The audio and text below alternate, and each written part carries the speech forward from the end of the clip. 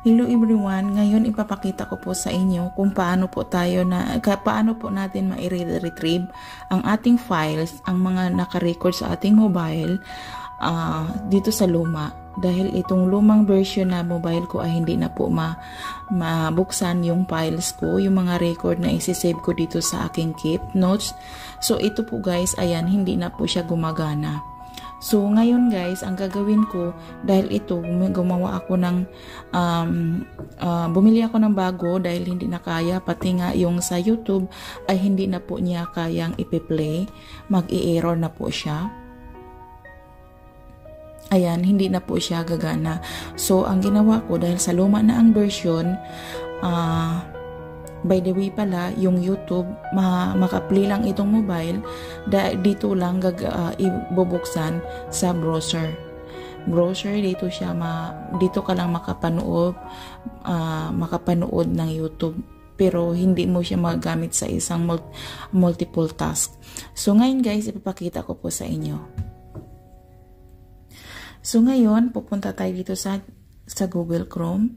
Tapos, sa Google. Tapos, ita-type ito. Wait a moment. I-delete natin yung mga ganito.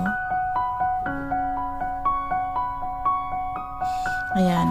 So, ita-type natin po yung ating, isi-search natin yung ating nakasave na file sa lumang mobile natin. So, okay.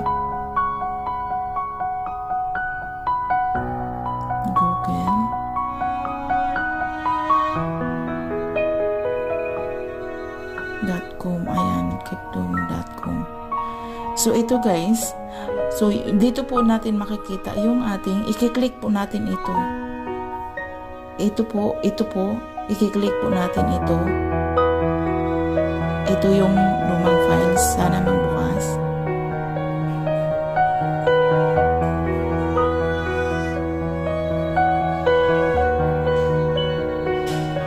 Ayun, ito po yung mga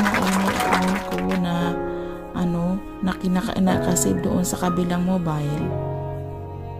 Nagpakita dito as long as ang importante guys na ay yung pag-transfer ng SIM card doon mula sa lumang mobile papunta dito sa bagong mobile, kailangan all records nakalagay doon. Pag sa settings nyo po, activation settings po, ilagay nyo po dito from old phone to transfer to the new phone. So all automatic siya yung magta-transfer yung record mula sa luma. Kailangan lang po nating isi-search sa Google at saka isi-save natin dito sa bagong mobile po natin. So ayan guys, sana may matutunan kayo. Huwag niyo pong kalimutan mag-subscribe sa aking YouTube channel, Jessica Layos TV. So, ayan, so thank you for watching. Bye. Thank you for watching. Please like, comment, and subscribe. Bye-bye.